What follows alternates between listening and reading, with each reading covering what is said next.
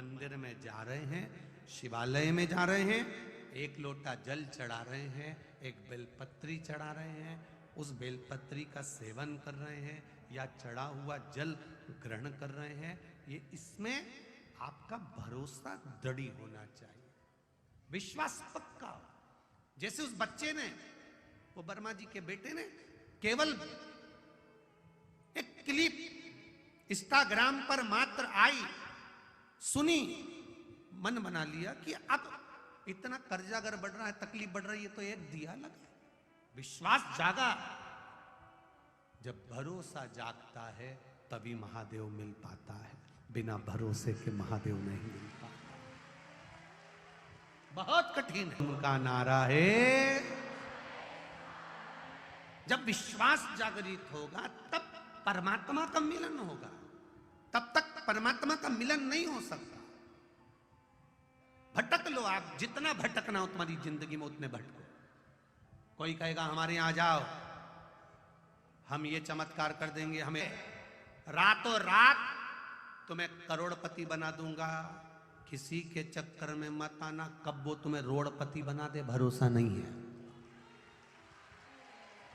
कोई तुमसे कह दे कि रातों रात करोड़पति बना दूंगा, धनपति बना दूंगा, वैभवपति बना दूंगा, ना ना ना ना, स्मरण रखना, लंकापति रावण को भी करोड़पति बनना था तो पहले तप साधना करी है महादेव की।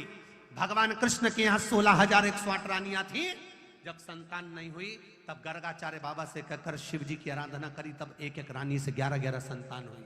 भगवान राम जब जाते हैं समुद्र को पार करने के लिए, जब आखिरी में देख लिया कि कोई योग नहीं बनता, तब शिव की आराधना करते हैं। भगवान नारायण सावन महीने में 108 कमल का पुष्प समर्पित करते हैं। ब्रह्मा माता ब्रह्माणी के साथ बैठकर तप साधना शिव की करते हैं। माता गायत्री शंकर जी का स्मरण करती हैं। मां सरस्वती जिनके पास स्वर नहीं थे, वो नटराज को प्रकट कर कर उनसे स्वर मांग लेती हैं। ये कोई साधारण देवाधिदेव महादेव नहीं है, जो देवताओं को भी देता है तो मनुष्य को भी देता है, मनुष्य को देता है तो पशुओं को भी देता है, पशुओं को देता है तो पक्षियों को भी देता है। इसलिए उसका एक नाम पशुपति नाथ हो गया और उसका एक नाम जो पक्षियों में सरंब पक्षी होता है वो नाम पड़ गया। जरा ध्यान दे, स्मरण दे, आपकी भक्ति, आपका बल। दे दो पत्र, दे दो, क्या है इसमें, लाओ दे दो, लाओ दो पत्र, दो जल्दी। पत्र नहीं है ना, बस ठीक है, रखिए। एक भक्ति, एक बल, एक स्मरण। कोई कहे रात रात में तुमको मैं करोड़पति बना दूं, कोई कहे मेरे पास में ऐसी विद्या है मैं यूं फेंक दूंगा गड़ा हुआ धन निकल जाएगा, मैं ऐसा कर दूंगा तुमको सारे दुखों से तुम्हें दूर कर दूंगा। दुनिया में कोई नहीं जिसकी किस्मत में जो लिख कर भेजा है वो उसको भोगना है। केवल देव अधिदेव महादेव, मेरे राम, मेरे कृष्ण, मेरे शिव, जिनका हम भजन करते हैं, वो हमारे दुख को मिटा सकते हैं, हमारे कष्ट को मिटा सकते हैं। किसी की सामर्थ्य का, कोई कहे तुमसे कि मैं तुम्हारे पास में दुख नहीं आने दूंगा, समझ जाना पक्का झूठेला। जो कह रहा है कि तुम्हारे पास दुख नहीं आएगा, भगवान कृष्ण कहां जन्म लिए थे? बोलो, जमुना को उजाला फैलाता है वो भी आधी रात को आता है। जरा विचार करना, पृथ्वी पर जन्म लिया है, मृत्यु लोक में जन्म लिया है, कोई तुमसे कह दे कि मैं तुम्हारा दुख काट दूंगा, ना ना, किसी के चक्कर में मत आना। कोई तुमसे कहे ये विद्या कर लो, वो विद्या कर लो, ऐसा कर लो, वैसा कर लो, ये दोष लग गया, वो दोष लग गया, ना ना। सबसे बड़ा दोष होता है अपने पूर्व के कर्म का दोष। जो हमने पूर्व में करा है उसको हमें इस मनुष्य के शरीर में भोगना पड़ेगा, चाहे आप हो चाहे सियोर वाला महाराज हो, भोगना सब। कोई ऐसा नहीं जिसको नहीं भोगना पड़ेगा, भोगना पड़ेगा। पृथ्वी पर आए हो तो भोगो। भगवान कृष्ण भी पृथ्वी पर आए, उनको भी जाना पड़ा, ब्रज छोड़ना पड़ा, वन जाना पड़ा, जगह जगह डोलना पड़ा। कर्म का भोग है, हमें भोगना है, वो कोई नहीं निपटा सकता। हाँ, केवल एक काम हो सकता है, लिखने वाला देव होता है जिसने तुम्हारा भाग्य लिख दिया। भाग्य को बदलने वाला महादेव होता है जो बदल। लिखा उसने, लिख दिया, लिखन वाले ने लिख दिया कि तेरी किस्मत में ये दुख है, आन दो, दुख आएगा, तकलीफ आएगी, बीमारी आएगी, कष्ट आएगा, रोग आएगा, सब कुछ होगा, पर तुम्हारा विश्वास शंकर जी के प्रति होना चाहिए कि आने वाला तो आएगा, शरीर है, सब कुछ होगा, तो फिर क्या करना पड़ेगा? कुछ नहीं, इसको आन दो। अपनी घर की दीवार इतनी मजबूत बनाओ कि पड़ोसी कील भी ठोके तो धम्म की आवाज ही नहीं आए। नहीं तो कई बार पड़ोसी उधर से ठोकता है और अपने घर में आवाज आती है। बोलो री जी सही है कि गलत है? पड़ोसी दीवार ठोकता है, आवाज अपने घर में आती है। किसी ने ईंट की दीवार ही नहीं बनाई, उसने ईंट नहीं लगाई, उसने गारा ही नहीं लगाया, उसने क्या करा? डायरेक्ट 4 सरिये लगाए, इधर से प्लेट, सीमेंट और कंक्रीट का घोल घोल के उसमें डालता गया। ईंट नहीं रखी, ईंट रखता तो आवाज आती। अब कंक्रीट की दीवार बना दी, सीमेंट की दीवार बना दी, उसमें कोई ईंट नहीं, केवल लोहा, पत्थर और सीमेंट, रेत। ऐसी मजबूत दीवार बनी कि अब वो उधर से ठोके तो उसकी कील टेढ़ी हो जाए, पर वो दीवार के अंदर नहीं जाए। शंकर जी की कथा बस वही कंक्रीट की दीवार है जो ठुके भी तो पता नहीं चले। करे कहीं का। अब कई लोग कहते हैं उसने हमारा बुरा कर दिया, उसने ये कर दिया, उसने टोना मार दिया, उसके भूत लग गए, उसके परीत लग गए, उसका ऐसा हो गया, उसको ना ना ना ना। किसी की सामर्थ्यता नहीं है कि कोई तुम्हारा बुरा कर दे। अगर बुरा करते होते तो सबसे पहले बिरला और अंबानी का करते, क्योंकि उनके पास बहुत माल है। कौन किसका बुरा कर? किसी के पास फुर्सत नहीं। आज के जमाने में जो फालतू है वही किसी के बुरा करने में लगा हुआ है, और बुरा करने में लगा है तो उसका खुद बुरा हो रहा है, दूसरे का बुरा नहीं कर पा रहा। तुम तो एक सहारा बोल बम का नारा है। बस कोई कह दे तुम्हारे यहां ये हो गया, तुम्हारे यहां ये हो गया, उसने ऐसा कर दिया, उसने वैसा कर दिया, उससे कह देना महाराज जी तुम्हारे पांव की धरे एक बार पकड़ा दो, बस पकड़ा बहुत। अरे महाराज जी दुख किस्मत में लिखा है, हमारा पेट दुखेगा ना महाराज जी तो तुम्हारा भी दुखेगा, हमारा दांत हिलेगा तो तुम्हारा भी हिलेगा, हम मरेंगे एक दिन तुम भी मरोगे। जब किस्मत में सब लिखा है तो महादेव के सहारे क्यों नहीं जीते हो? शिव के सहारे क्यों नहीं जीते हो? भगवान के भरोसे क्यों नहीं जीते हो? उसकी भक्ति पर दृढ़ता हो, उसका विश्वास प्रबल हो, भरोसा करो, भरोसा। बोल बम का नारा है, उसके सहारे हम जिएंगे। हमें कोई मतलब नहीं बाकी का क्या हो रहा है। आग लगे बस्ती में, अपन रहो मस्ती में। तुम लोग कितनी मस्ती में बैठे, तुमको ये तक नहीं मालूम था कि बाहर 1 नंबर का गेट टूट गया। बोलो मालूम था? बोलो जम के। बस जैसी मस्ती में तुम बैठे, आग लगे बस्ती में अपन, और तुम तो बढ़िया आराम से भजन में नाच रहे हो। तेरे डमरू की धुन सुन के मैं काशी नगरी आई, तुम तो नाच रहे, और वो खोज रहा। तुम देखो मस्ती का असर, वो बाहर कुछ भी हो रहा हो, तुम्हारे को कोई फर्क पड़ा?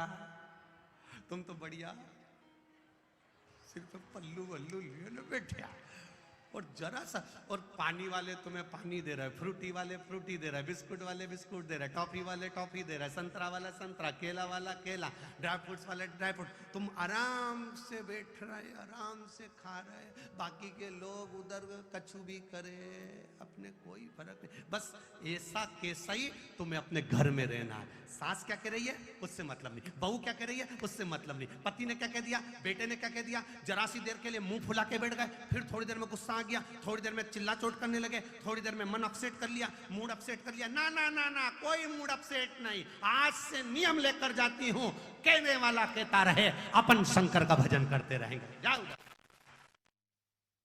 कहे तो बहू कुछ कह दी, भगोने जैसा मुंह लेके बैठ गई।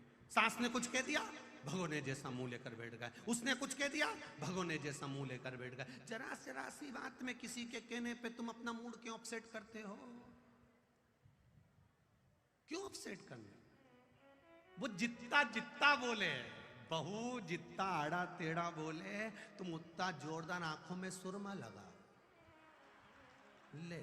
सास जितना जितना तुमको टॉर्चर करे, तुम उतनी खजूर वाली चोटी बना। और इतनी जोरदार तैयार वैयार होके तो सास भी के बताओ इसको इतनी गाली बकरी, इसके बाद इसको कोई असर नहीं, तो उसको भी कह देना आग लगे बस्ती में अपने कहीं कर दे, जा उधर कहती रहे, कर कर कर कर कर,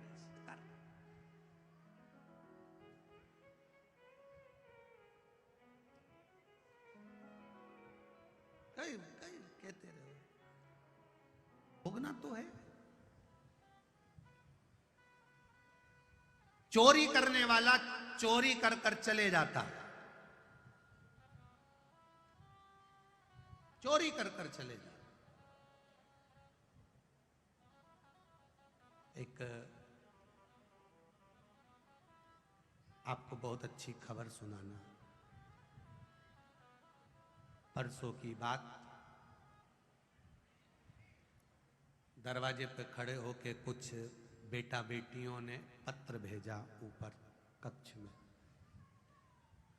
पत्र कक्ष में अभी भी होगा, उसमें लिखा था हम लोग जहाँ कहीं कथा आदि होती थी वहाँ चोरी करने जाते थे। आपने कथा में हमारे पूर्वजों को बखान दिया, 71 पीढ़ी को। आज से नियम लेते हैं, कभी चोरी नहीं करेंगे।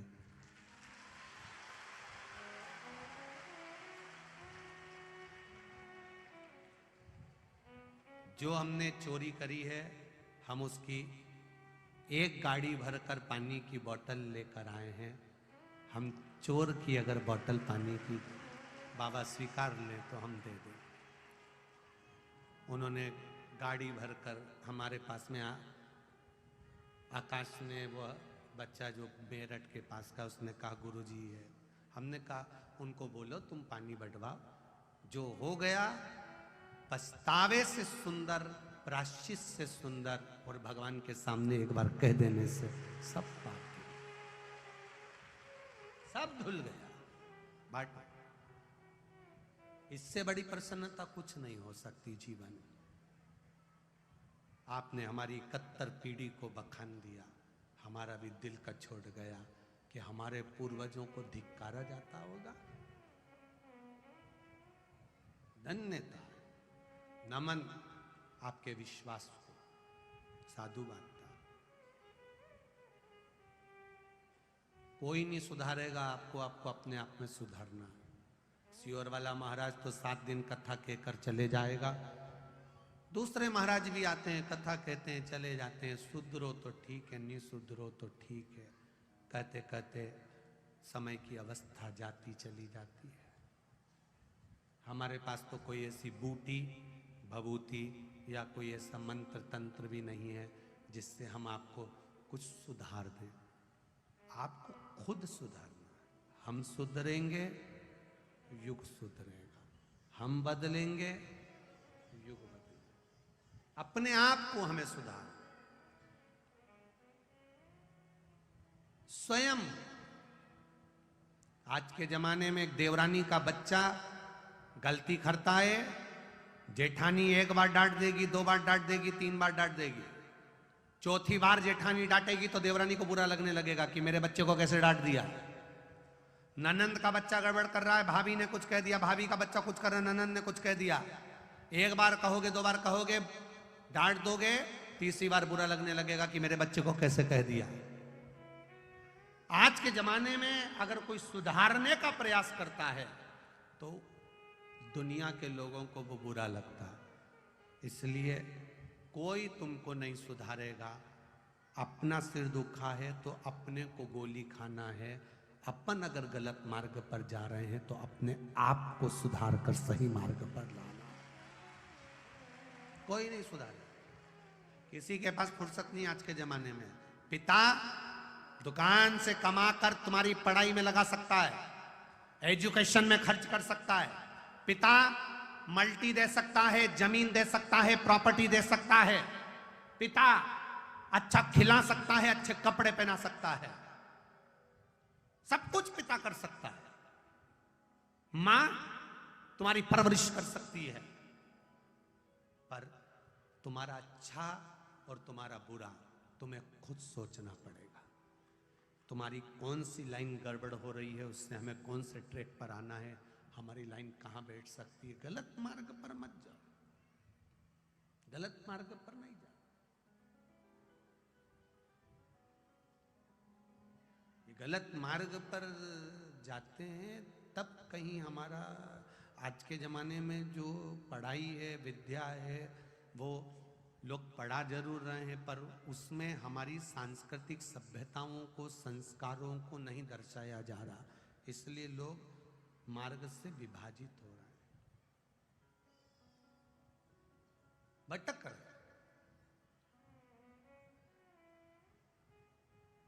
अब ढेर सारी जगह जगह पर चले जाओ, कौन पूछ रहा।